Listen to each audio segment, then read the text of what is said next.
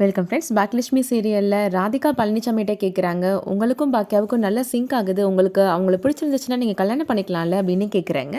நம்ம வாழ்க்கையில் நிறைய பேரை மீட் பண்ணுறோம் மேடம், அதுக்காக பிடிச்ச எல்லாரையுமே கல்யாணம் பண்ணிக்க முடியும் அப்படின்ற மாதிரி பழனிசாமி கேட்குறாரு. ராதிகா சொல்கிறாங்க, நம்ம ஒருத்தரை கல்யாணம் பண்ணுறோம், ஆனால் அவர் அவங்களோட முன்னாள் மனைவியை பற்றியே யோசிச்சுட்டு இருந்தால் நமக்கு வாழ்க்கை கொஞ்சம் இன்செக்யூர்டாக ஃபீல் ஆகும்ல சார் அப்படின்னு சொல்கிறாங்க. ஒரு பக்கம் இப்போது பாக்கியாட்ட கேன்டீனை கேட்ட அந்த ஆள் வராரு. கூட வந்த ஆள்லாம் சொல்லிட்டு இருக்கிறாங்க, இந்நேரத்துக்கு நம்ம இந்த கேன்டீனை நடத்த வேண்டியது இப்போ அந்த பொம்பளை நடத்திட்டு இருக்கிறாங்க அப்படின்னு சொல்கிறாரு. இந்த தடவை இந்த கேன்டீனை இவங்க நல்லபடியாக செஞ்சு முடிச்சிட்டாங்கன்னா அடுத்த வருஷத்துலேருந்து இவங்களை கூப்பிட்டு கேன்டீனை கொடுத்தாலும் கொடுத்துருவாங்க அப்படின்னு சொல்கிறாங்க. அந்த மாதிரி நடக்க விடக்கூடாது அப்படின்னு அந்த ஆள் சொல்கிறாரு.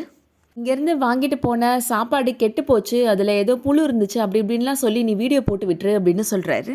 அதுக்கப்புறம் அந்த வீடியோவும் எல்லாருக்கும் ஷேர் ஆகி வைரல் ஆயிரும், அதுக்கப்புறம் இந்த கேன்டீனே சீல் வச்சிருவாங்க அப்படின்ற மாதிரி சொல்லிட்டு இருக்கிறாரு. கூட வந்த ஆளுமே நான் அந்த மாதிரி பண்ணிடுறேனே அப்படின்னு சொல்லிடுறாரு. பாக்கியா வீட்டுக்கு போனதும் அத்தை இன்னைக்கு கேன்டீன் வராதது தான் எனக்கு மனசுக்கு ரொம்ப கஷ்டமாக இருந்துச்சு அப்படின்ற மாதிரி சொல்லிட்டு இருக்கிறாங்க. ஈஸ்வரி சொல்கிறாங்க, நான் வரலைன்னா என்ன அப்படின்னு கேட்குறாங்க. நல்லபடியாக எல்லாம் நடந்துச்சுல, அது போதும் அப்படின்னு சொல்லிட்டு போயிடுறாங்க. இதுக்கிடையில் இனியாவுமே பாக்கியாவை ரொம்ப பாராட்டி பேசுகிறாங்க.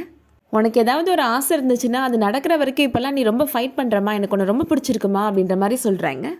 உன்னை நினச்சா எனக்கு ரொம்ப பெருமையாக இருக்குமா அப்படின்னு சொல்லிட்டு இருக்கிறாங்க. இதுக்கிடையில் கோபிக்கு அந்த கிரெடிட் கார்டு கம்பெனிலேருந்து ஃபோன் கால் பண்ணுறாங்க. வெளியில் போயிட்டு ஃபோன் அட்டன் பண்ணிவிட்டு நான் ரொம்ப பிஸி அப்படின்னு சொல்லி நிமிர்றாரு. அங்கே பார்த்தா அந்த ஆட்கள் அங்கே தான் நிற்கிறாங்க. இன்னையோட நீங்கள் கேட்ட கேடு முடிஞ்சிருச்சு சார் அப்படின்னு சொல்கிறாங்க.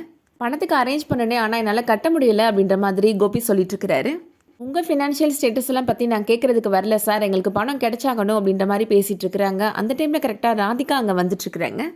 அடுத்த ப்ரமோவில் பாக்கியாட்ட அவங்க கீழே வேலை பார்க்குற ராஜி வந்து சொல்கிறாங்க, நம்ம கேன்டீன் முன்னாடி ரொம்ப கூட்டமாக நிற்கிறாங்க, உள்ளே விட மாட்டேங்கிறாங்க, சீக்கிரம் வந்து பாரு பாக்கியா அப்படின்ற மாதிரி சொல்கிறாங்க. அங்கே 3 ஆஃபீஸர் நின்றுட்டுருக்குறாங்க. என்னாச்சு சார், கேன்டீனுக்குள்ளே யாரையும் விட மாட்டேன்றீங்க ஏன்னு கேட்டுட்ருக்குறாங்க பாக்கியா. உங்கள் கேன்டீனை பூட்டி சீல் வச்சாச்சு அப்படின்னு அங்கே இருக்கிற ஆஃபீஸர் சொல்கிறாரு. கெட்டுப்போன சாப்பாடை கொடுத்துருக்குறீங்க அப்படின்னு உங்கள் மேலே கம்ப்ளைண்ட் வந்திருக்கு அப்படின்னு அவர் சொல்கிறாரு. அதை கேட்டு பாக்கியா அதிர்ச்சியாகி நின்றுட்டுருக்குறாங்க. நம்ம பிளான் ரொம்ப சக்ஸஸ் ஆயிடுச்சு அப்படின்னு அந்த கேன்டீன் கான்ட்ராக்டை வாங்க வந்த ஆள் பார்த்து சிரிச்சிட்ருக்கிறாரு. பாக்கியா இந்த பிரச்சனையிலேருந்து எப்படி மீண்டு வர போகிறாங்கன்றதை வெயிட் பண்ணி பார்க்கலாம். கண்டிப்பாக பழனிசாமி இல்லை ராதிகா 2 பேரில் ஒரு ஆள் பாக்கியாவுக்கு ஹெல்ப் பண்ண போகிறாங்க. இல்லைனா கெட்டுப்போனதாக சொன்ன அந்த சாப்பாடு எங்கள் மெனு லிஸ்ட்லேயே இல்லை அப்படின்னு பாக்கியா வாதாடுறதுக்கான வாய்ப்புகள் இருக்குது. பாக்கியா மேலே எந்த தப்பும் இல்லை அப்படின்னு பாக்கியா நிரூபித்து மறுபடியும் கேன்டீனை திறக்க வைப்பாங்களா, வெயிட் பண்ணி பார்க்கலாம். இந்த வீடியோ பிடிச்சிருந்துச்சுன்னா லைக் பண்ணிக்கோங்க. சீரியல் அப்டேட்ஸ்க்கு நம்ம சேனலை சப்ஸ்கிரைப் பண்ணிக்கோங்க. தேங்க்ஸ் ஃபார் வாட்சிங்.